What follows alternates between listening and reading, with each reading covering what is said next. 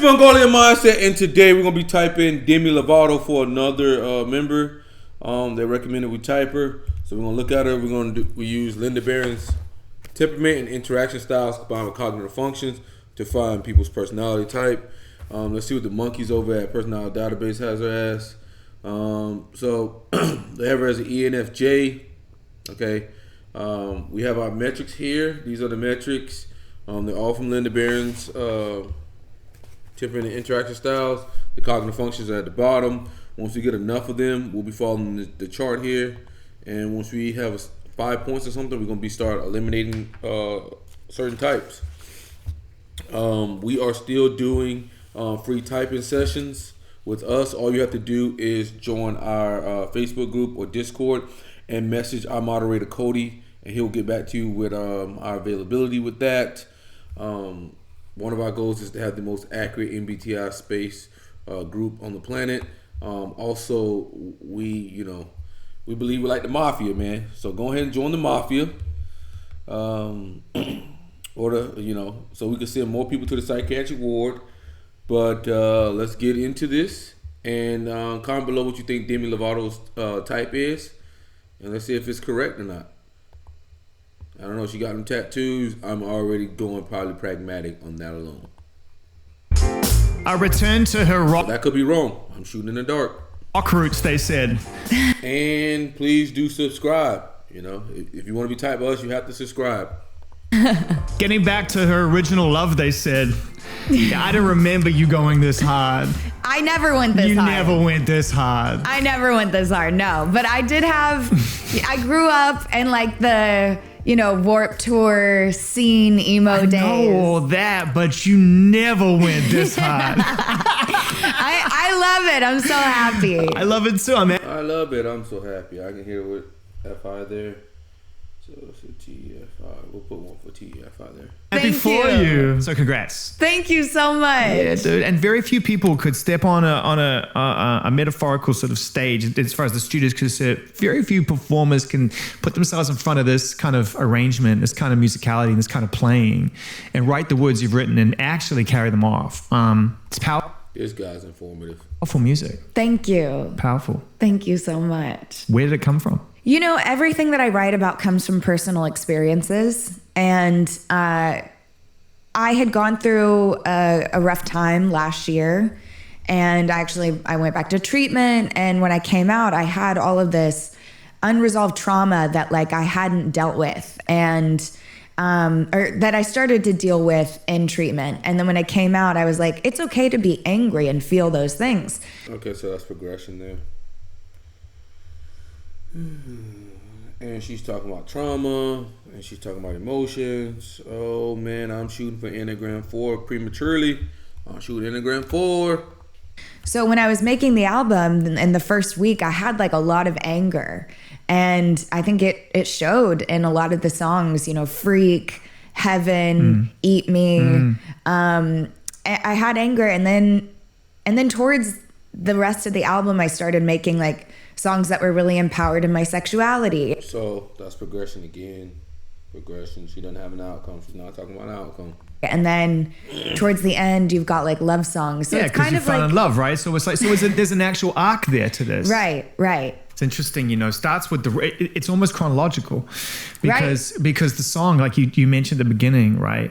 Freak. That is. I wonder if she's talking about that anger. I wonder if she's going from a certain 4 to the sexual 4. So I wonder if that's what she's channeling there. Listen to that and think that you've leaned into an age-old image that's thrown the way of people who think different, who are outliers. You're a freak, you're this, you're that. Silverchair had a great song called Freak, which summed that up beautifully 25 years ago, right, as well.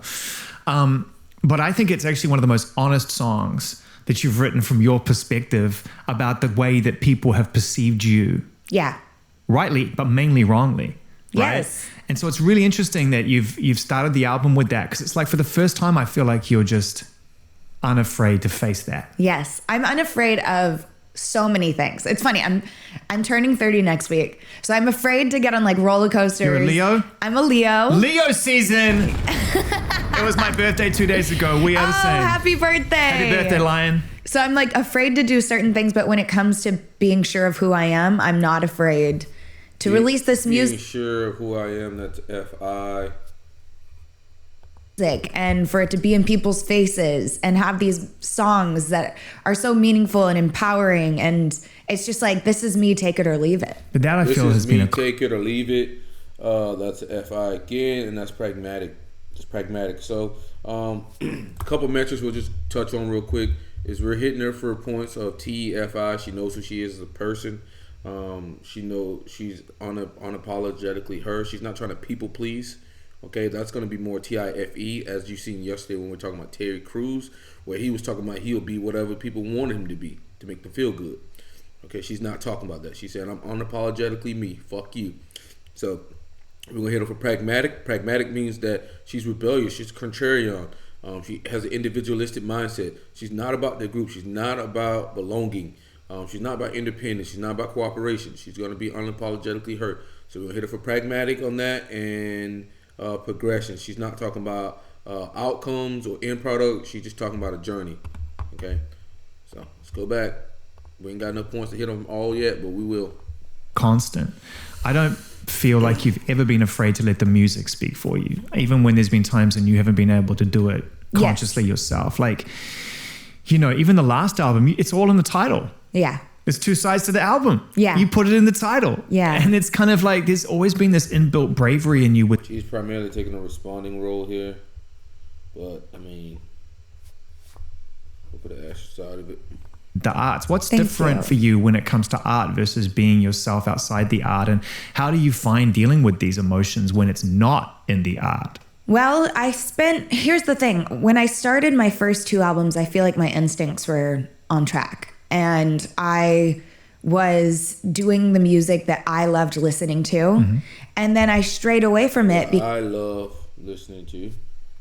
Because I thought, well, I want radio songs. You know what I'm saying? Like, I want songs that are going to be played on the radio. So I started doing more pop. Talking about what they want, that could be SINE there. NE though, that's NE. What they want. Music. And I started to lose myself as well as myself as an artist. It's so funny you mentioned that, because during the middle of that pop phase, I've told you this before, you probably don't remember, I saw you waiting to catch a people carrier up to a party during Grammy week one time, and I recognized you, and you didn't look like a pop star, you looked like a rock star. Oh, thanks. But I was listening to the music and it didn't reflect what I was seeing. Yeah. And honestly, it didn't reflect what was inside of me.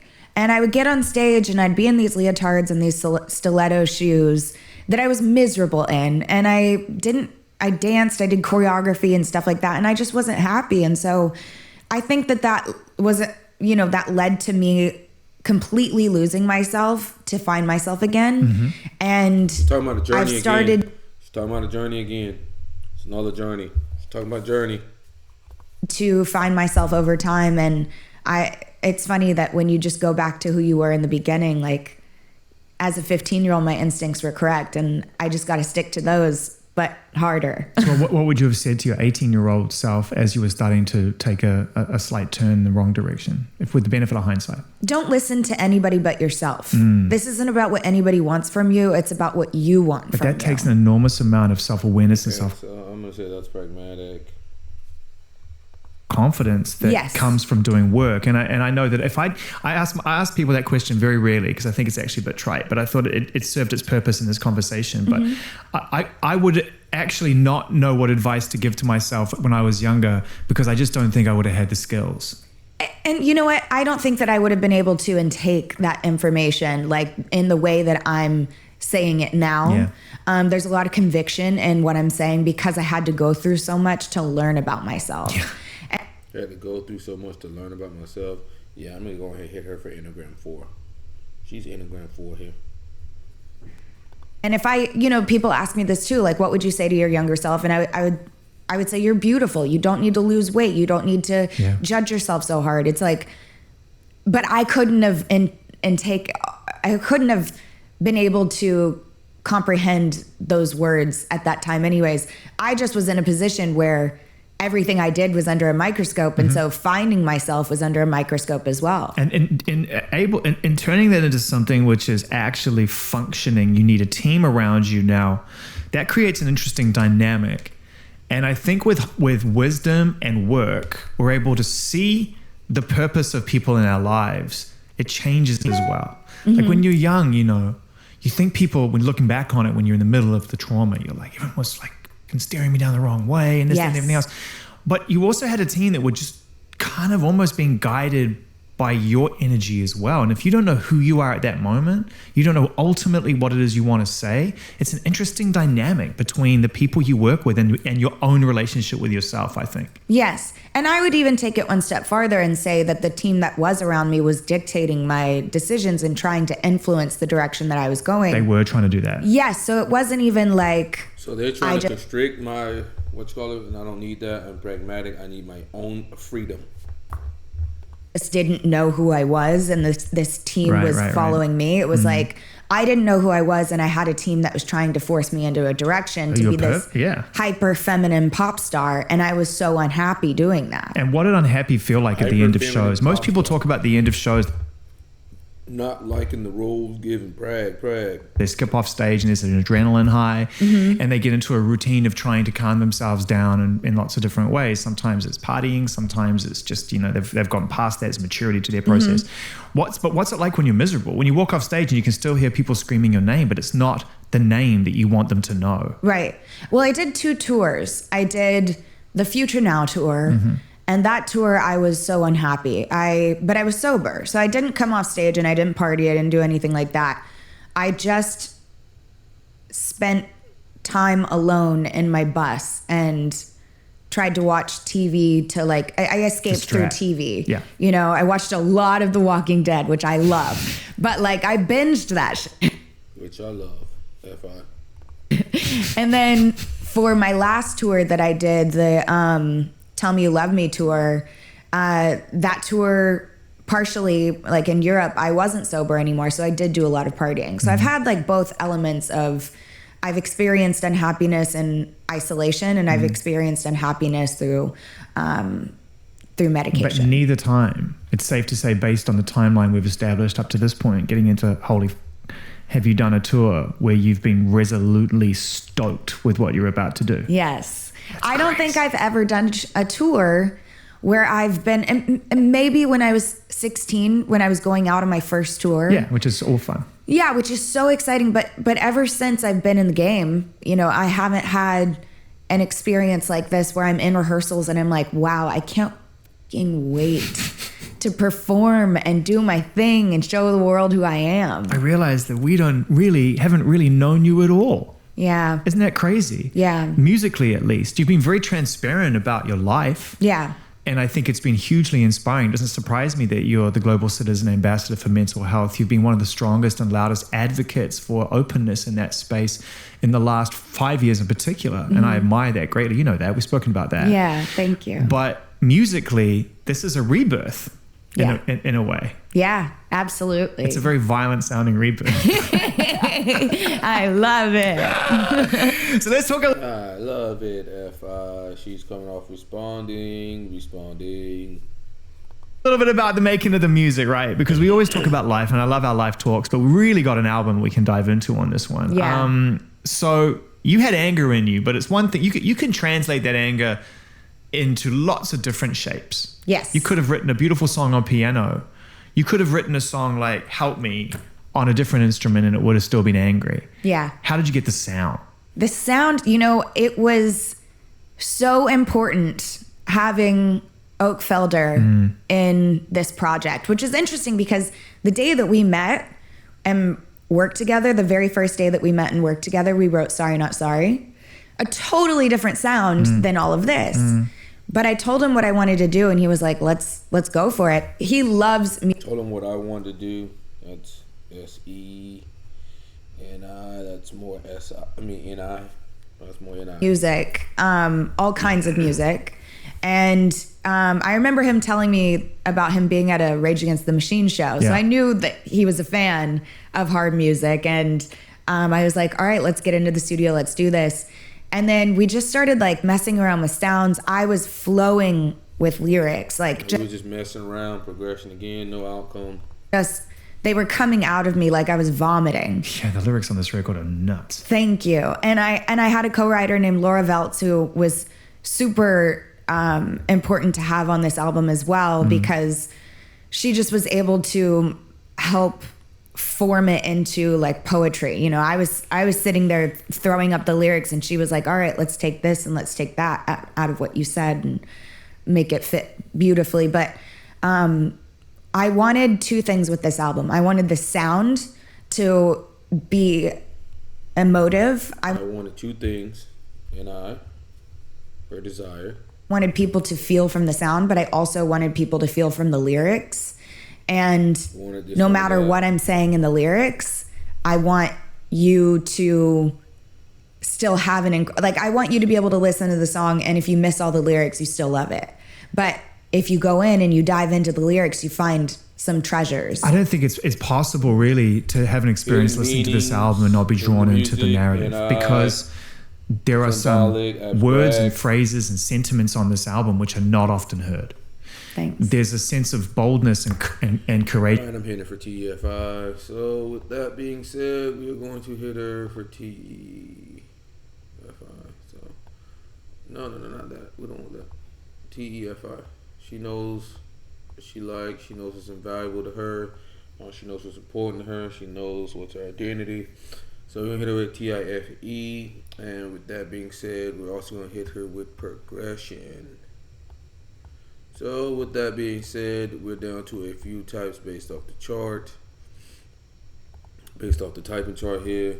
With her being TFI, that eliminates 8 types. And with progression, that eliminates more types. So she can only be ENFP, ESFP,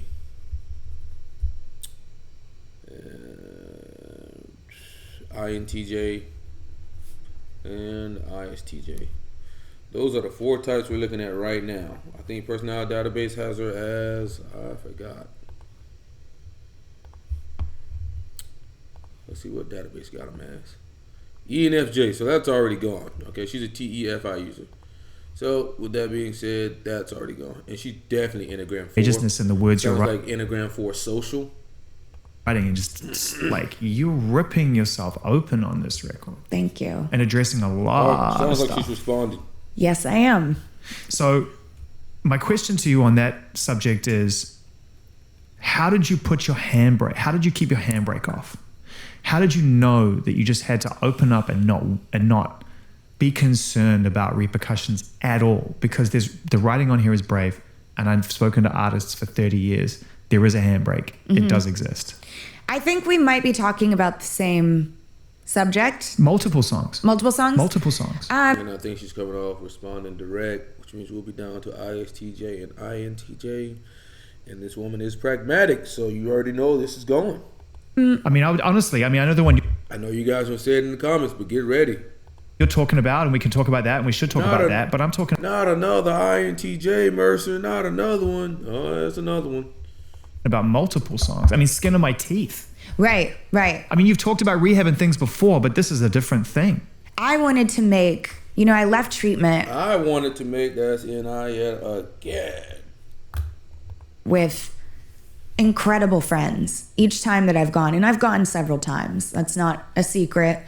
But each time I've left with incredible friends, incredible insight, and into who they are and how we all struggle and we're one and the same. And I wanted to make an anthem for everyone that I knew, everyone I don't know, and for myself about this is what addiction is. Like the bridge is sound like a social fucking four.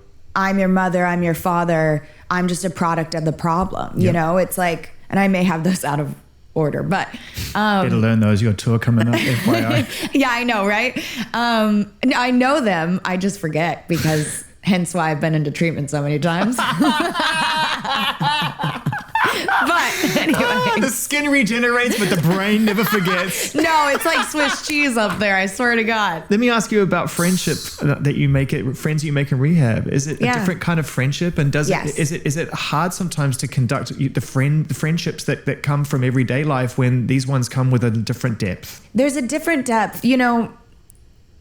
I've had trauma that has placed barriers in front of me and certain people. So older men, I don't like that kind of brings up trauma for me, right? Yeah. And at one point I was in treatment this last time with only one other woman, and the rest were men. And so my guard was up. And when I let that guard down, because I was like, you have to heal your trauma. You can't be stuck in your story. I was able to connect with these men who genuinely just wanted to connect on a level of understanding. Mm-hmm. And I've made friends of all ages. I've lost friends that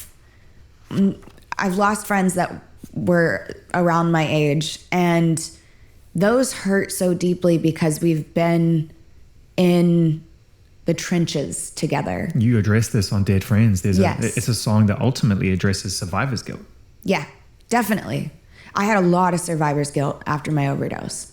And because there was, right after that, Mac Miller died. And it just put everything into perspective for me of like, that could have been you, that almost was you. And how are you going to live your life now? And it was really, it affected me a lot. All of us. I mean, his loss, every time we lose someone that we don't know personally, personal loss is one thing, but knowing the people we feel we know. Yeah. Because the art gives so much.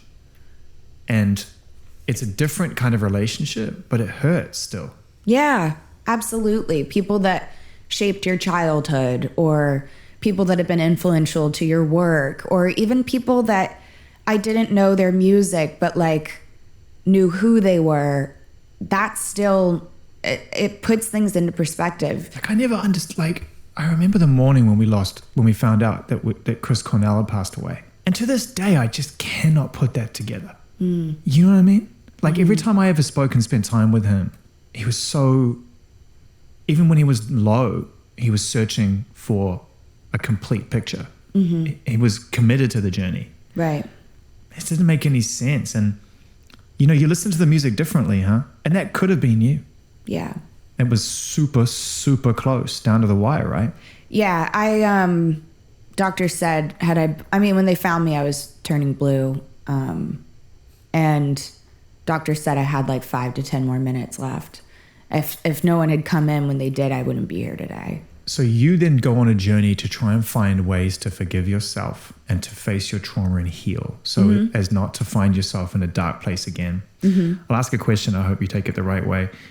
How do you mend the relationships with your family and friends? Because as a parent, I know that the greatest fear I have is that I couldn't protect my children. Right. And so that's going to have an impact on the people closest to you. And of course, that's a whole other journey as well, right? And you've got to take that on whilst you're working on yourself. That's just a lot. I mean, even recovery is just a lot. Recovery is a lot. And with time comes trust. I never have come out of treatment. Maybe the first time expecting people to trust me right away. It was a learning experience of, okay, people are going to have to learn to trust you again. The only way they can do that is by you proving yourself and not just talking, but taking actions that are towards your recovery. My family is incredible. And, I've had members of my family struggle with addiction. So they are very understanding of it and they know what it's like. Do they worry to this day? Absolutely. Like that's never probably going to go away with what I put them through. Put yourself through. And put myself through. That's it. That's it right there. That's it. Is what I put myself through. And as a reaction of that, as a consequence of that, they ended up suffering. And so there's a great quote in the consequences of that. That's any suffering, suffer. The Dave Grohl book, where he says that it was passed to him and he shared it with us, which is you're only as happy as your unhappiest child when you're a parent. Yeah. And it really does hit home when you're a parent, when you realize that, you take this responsibility on. But I think the reason why I share that is because it draws back to that statement that it was really about what you were doing to yourself ultimately. Mm-hmm. That's the pain that people feel. Yeah. Yeah, exactly. I don't know why I want to say this, but I can't wait to have kids someday. I can't wait to understand that statement. Oh, it's the best. Yeah. It's the best. Yeah. And it really puts a lot of things in you. I do think life is like two journeys if you end up having children, and you'll find a way to have multiple journeys whether you choose not to have kids, no judgment. But for me, it was like who I was before and then who I am now. It's like I look different, I feel different, I think different, I act different. Everything is different. Right. I found some photos of me pre-kids, man, and I was just like, wow, bro, you were just like a mess, you know? Compared to now. So, I mean, it makes a huge difference. As we continue to go through some of the tougher songs on the record, and then we're going to move into the more fun ones and into the love ones. You know, you talked a little bit about that you were triggered by trauma when dealing with older men, and you tackled this subject to some degree on 29. Was that song a reflection of the work that you did in rehab? Was it a part of the healing? Yes. And also when I turned 29, I remember I was on vacation and I just realized like I'm 29 now, and it put things into perspective. It put everything into perspective. And you know, I'm very careful with the way that I answer these questions because I feel like the song says it all. I don't have to say too much, to be honest. But turning 29 was a huge eye-opener for me. And then going into treatment and having realizations led to my transformation, my release of the emotion that was put into this song. But when you put a song like that out, as someone like yourself who commandeers a lot of attention, attracts a lot of scrutiny from people, I think primarily through not just the quality of your art and the life you've lived in the entertainment business from a young age on, there's always a fascination about child stars who continue to grow because it doesn't always happen that way, right? But also just because the transparency and honesty with which you've carried yourself throughout your life, right? It's a kind of cocktail. It's a cocktail for inspiration for fans and a cocktail for disaster from a media point of view. And that's a line you've constantly had to walk your whole life. So yeah, putting this song out must be about the most anxious or at least the most heightened experience of walking that line. Yeah. I mean, I would be lying if I said I didn't have a ton of anxiety about putting out this song. You asked earlier about the handbrake. Where's the handbrake? Yeah. Right? Yeah. I just said, I have to go for this. I have to own my truth. Yeah. And I do still walk that line very finely. I've learned that sometimes saying less is more. And it's taken me to 30 years old to maybe learn that. But here I am approaching the way that I express myself differently in front of the media, because it's okay to have boundaries, you know? It is absolutely okay to have boundaries. Yeah. And what a mad life though. I mean, do you ever sort of think or give yourself, well, first of all, let me ask you this, because before you arrived, there's a whole lot of people started to assemble that care about you. And you've surrounded yourself now with a great team. Yes. Like, otherwise, you wouldn't be able to make a record like this and do what you want to go do. So you have creative control and people who want to support your vision. But it's still a lot of people around you. And I'm sure it's been like that since as far back as you can remember. Yeah. How did that affect your ability to spend time on your own? I don't care. She's getting hit with responding. She's responding. Well, I mean, she's not initiating. She's not changing the subject. She's not cutting them off. She's just listening to him. So with that being said, we're down to two types, ISTJ and INTJ. This woman's obviously a 4 Enneagram.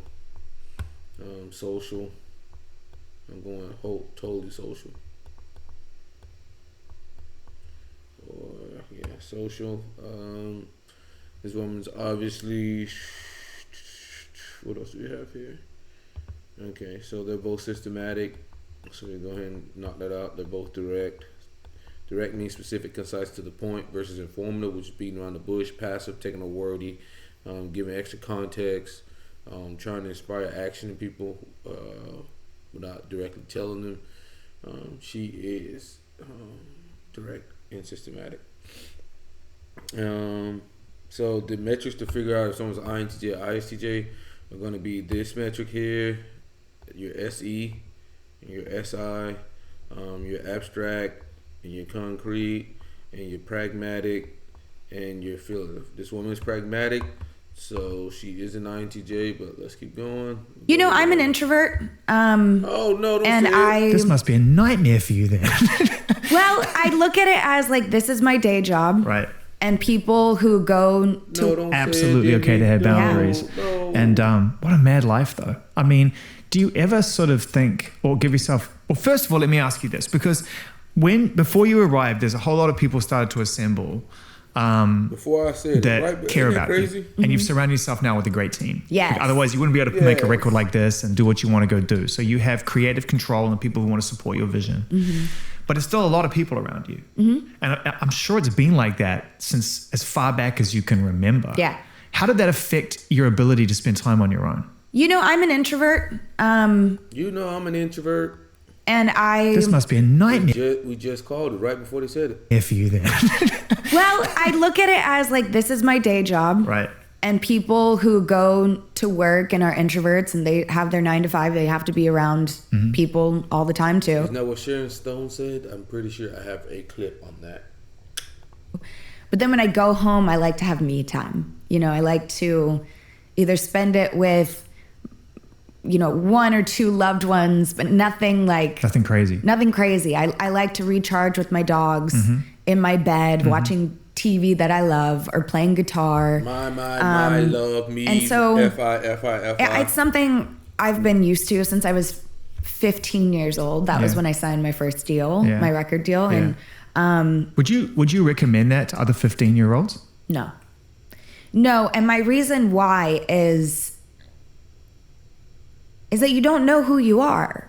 You know, you don't have a sense of who you are, honestly, until your 20s. You finally get like a sense of who you are, at least this is my experience. Then by your 30s, you're kind of like, okay, I have it figured out. Now I know what I want to do with my life, and this is how I'm going to, you know, go for it.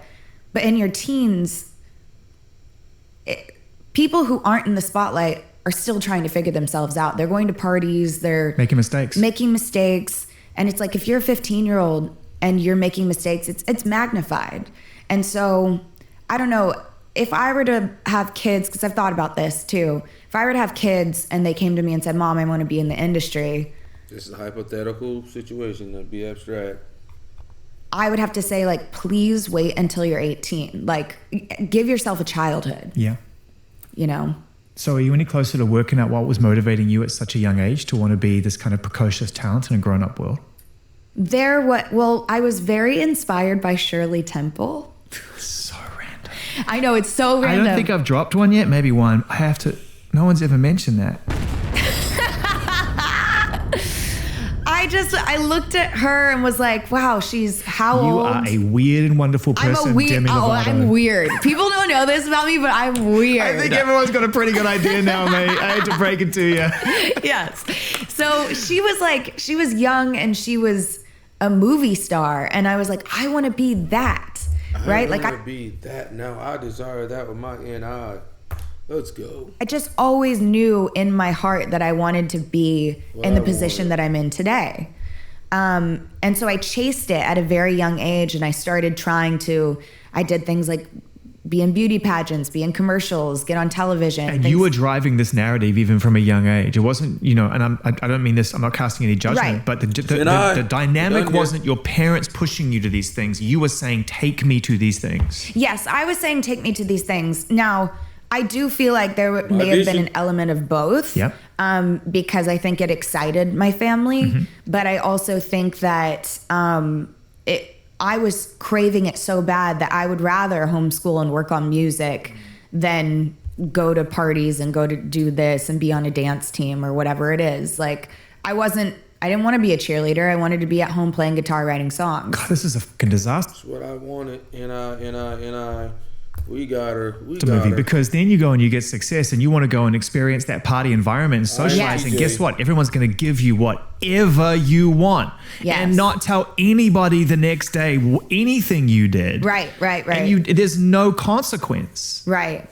And the consequence was like, if I did get consequences. Exactly. Well, there was that, but there was also the element of like, which was super, but like, I was paying the bills. So if I didn't come home one night and I worried my mom all night because I never came home and showed up at 8 a.m, she would be like, where were you? You didn't answer your phone. You're grounded. And I'd be like, no, I'm not. Yeah. Guess who's got the power dynamic now? And so no, I'm not. I'm not grounded. I'm paying the bills. I'm pragmatic. I'm running the show. It was Okay. weird. And I also was like, I was so overworked as a teenager. Yeah. I didn't know how to say no to things. Did you actually ever say those words? Like, I can pay the bills here, so I'll do whatever I want. Yeah, I did. Wow, it's so Yeah, I crazy. did because I'm pragmatic. Yeah, I did do it. So gross. Like I look back You're and I'm a like kid. repulsed. But you were a kid. Kids say like that shit all the time. Yeah, Just those that's aren't true. the words they use. Yeah. Yeah. That's I'm crazy. gonna clip that shit there. That's so crazy. And then you're also partying with people who you're paying their bills too most of the time. So they can't. I did have friends that I was just giving stuff to and partying with and paying for this and paying for that. And I didn't necessarily pay their bills, but Yeah. they definitely were taking They're on the advantage. Yeah. They're on the fun roll. So, okay. So the miracle of survival. This woman's pragmatic, and she was talking about her own passions there. Pragmatic because, like she said, telling her parents, "Hey, I pay the fucking bills here. I'm not grounded. I'm not shit." That's more of a pragmatic approach, because that's rebellious. So, with that being said, we're gonna have some comments on this. She is an INTJ, ladies and gentlemen. INTJ. Enneagram 4 social. I'm going to say I'm not picking up as much vanity from her. I'm gonna go wing 5. I'm gonna go wing 5 on her, but I'm definitely gonna go social, and I'm gonna read a little excerpt from the socials. 4s with this subtype tend to think with their emotions. They get entangled in emotional thoughts, caught up in, and identify with intense emotions to the extent that they can't take action even when it would be good for them to do so. They tend to be generous and to do for others, but they do not take responsibility for their own lives, and they may dramatize problems to distract themselves from doing something to find a solution. In public, social 4s express frowned upon emotions like anger or hatred and may appear sweet, friendly, and soft, but in private they may express the emotion they store up in social situations and become aggressive. Generally, they prefer to swallow their own poison rather than externalize it to the people around them. That's why she tried to kill herself. And they typically have difficulty finding their own place in groups in society. I'm a misfit. That's what every 4 says. These 4s may experience themselves as misfits, and yet they also tend to generate social situations of rejection to confirm their shame. They see themselves as victims and may view others as perpetrators, and they don't always take responsibility for their own actions or aggressiveness. Social 4s are less likely to be mistaken for other Enneagram types other than type 4 subtypes, but they can look like 6s in their focus on what's missing or wrong in their lives. However, unlike 6s, they have a desire to be special, as opposed to type 6 identification with the everyman. They spend less time in fear and more time feeling emotions related to sadness, pain, and shame. Okay. She's social. That's from Beatrice Chestnut. I know you guys going to be in the comments. Another INTJ. Yes, another INTJ. Okay. She's not ENFJ. I think they typed... Who else they typed ENFJ? That crazy woman. Will Smith's wife. God, I can't remember her damn name. Oh, my God, my brain. Jada Pinkett Smith. I think they had her as ENFJ too. It's crazy. So, but comment below what you thought her type was, and did you get her type right? Yeah, this is Mongolian Mindset, and we're out. And you guys have a great day.